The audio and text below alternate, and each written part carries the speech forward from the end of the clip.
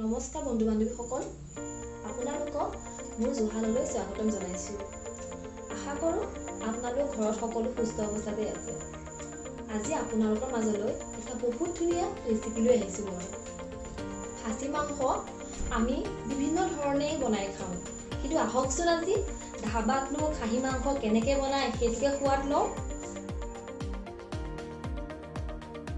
প্ৰথমতে 2টা পিঁয়াজ কাটি ল'লোঁ।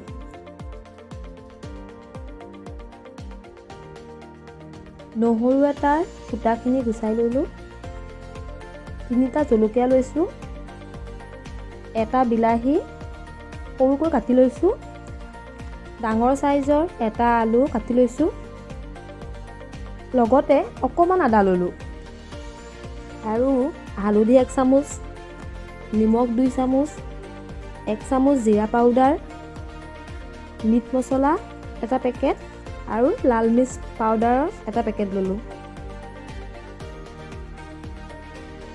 আৰু 500 গ্ৰাম ছাগলী মাংস লৈছোঁ। এতিয়া ছাগলী মাংসখিনি ভালকৈ ধুই ল'লোঁ। তাত 2 চামুচ নিমখ আৰু লগতে 1 চামুচ হালধি দিলোঁ আৰু অকণমান পিঁয়াজ এক্সট্ৰাকৈ ৰাখি লৈ বাকী কাটি ৰখা পিঁয়াজখিনি এড কৰি ল'লোঁ। তাৰপিছত এই গোটেইখিনি ভালকৈ সানি ল'লোঁ আৰু 1 ঘণ্টাৰ বাবে ফ্ৰিজত ৰাখি দিলোঁ। এতিয়া কেৰাহী এটাত 2 চামুচমান তেল দিলোঁ। তেলখিনি গৰম হৈ অহাৰ লগে লগে আমি আলুখিনি তাতে দি দিছোঁ।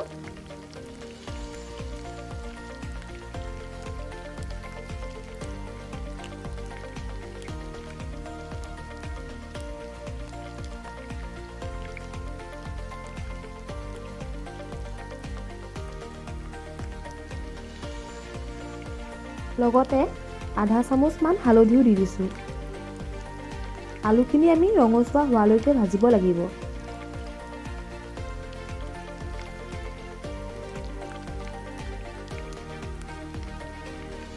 চাওকচোন, আলুখিনি অলপ ৰঙচুৱা হৈ উঠিছে। এতিয়া বাতি এটাত আলুখিনি কাঢ়ি থলোঁ।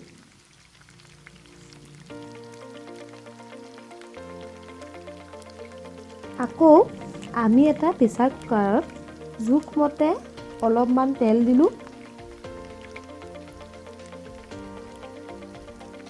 তেলখিনি গৰম হোৱাৰ লগে লগে তাত কেইটামান গোটা জিৰা দি দিলোঁ।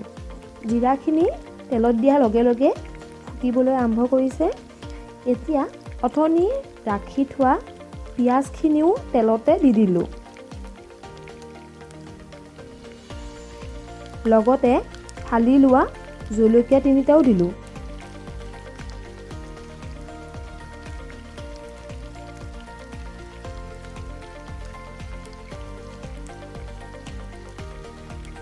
এতিয়া অকণমান ইলাচি পাউডাৰ এড কৰিছোঁ আৰু ভালকৈ লৰাই ল'লোঁ।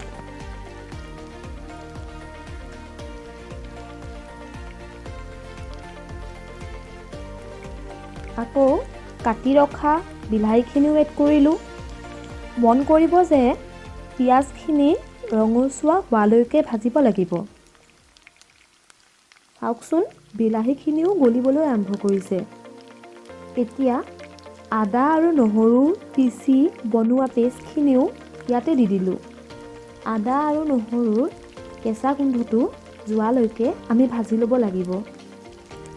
ইয়াত 1 চামুচ মিট মছলা পাউডাৰ এড কৰিছোঁ আৰু ভালকৈ লৰাই ল'লোঁ।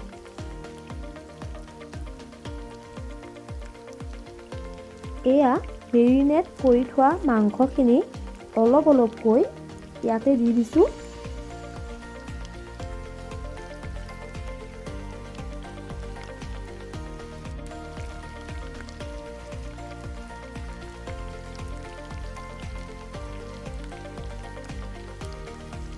মছলাখিনি মাংসৰ লগত মিলি যাবৰ বাবে ভালকৈ লৰাই দিলোঁ। লগতে 1 চামুচ লাল মিৰ্চ পাউডাৰ এড কৰিছোঁ। এতিয়া গেছটো মিডিয়াম ফ্লেমত ৰাখি 10 মিনিট মানৰ বাবে এখন ঢাকনিৰে ঢাকি মাংসখিনি অলপ সিজিবৰ বাবে ৰাখি দিলোঁ।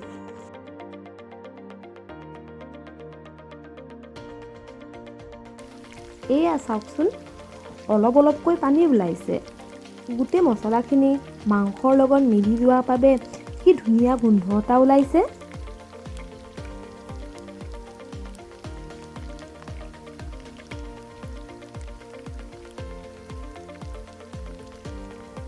ইয়াতে সেই ভাজি ৰখা আলুখিনি এড কৰি ভালকৈ লৰাই 5 মিনিটমানৰ বাবে ঢাকনিখনেৰে ঢাকি থলোঁ।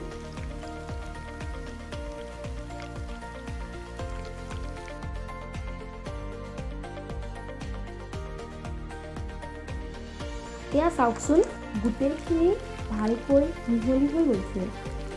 লগতে বহুত ধুনীয়া কালাৰ এটাও আহিছে ন। এতিয়া মাংসৰ লগতে আলুখিনি সিজিবৰ বাবে 1 কাপমান পানী দি লৰাই ল'লোঁ।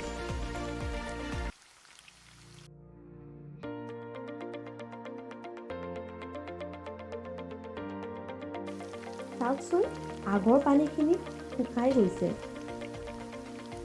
এতিয়া 1 চামুচ জিৰা পাউডাৰ দিলোঁ আৰু নিজৰ জোখমতে পানী দি ভালকৈ লৰাই ল'লোঁ।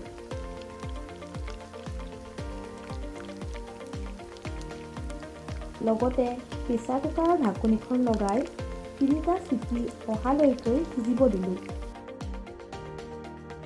চাওকচোন, আমাৰ মাংসখিনি খাবৰ বাবে তৈয়াৰ হৈ গ'ল। প্ৰিয় বন্ধু বান্ধৱীসকল, এবাৰ যদি এনেকৈ ছাগলীৰ মাংস ঘৰতে বনাই খায়, ধাবাৰ মটন কাৰীৰ কথা কিন্তু কেতিয়াও মনলৈয়ে নাহিব। তেন্তে বন্ধু বান্ধৱীসকল, আজি আমাৰ ভিডিঅ'টো ইমানেই আছিল। যদি ভিডিঅ'টো চাই ভাল পালে তেন্তে লাইক কৰিব, শ্বেয়াৰ কৰি দিব আৰু যদি ভৱিষ্যতেও এনেধৰণৰ সুস্বাদু খাদ্যৰ ৰেচিপিৰ জুতি ল'ব খোজে তেন্তে মোৰ চেনেল জোহালটোক ছাবস্ক্ৰাইব কৰিবলৈ নাপাহৰিব, যাতে আপোনালোকে কোনো ধৰণৰ ভিডিঅ'ই মিছ নকৰে। ধন্যবাদ।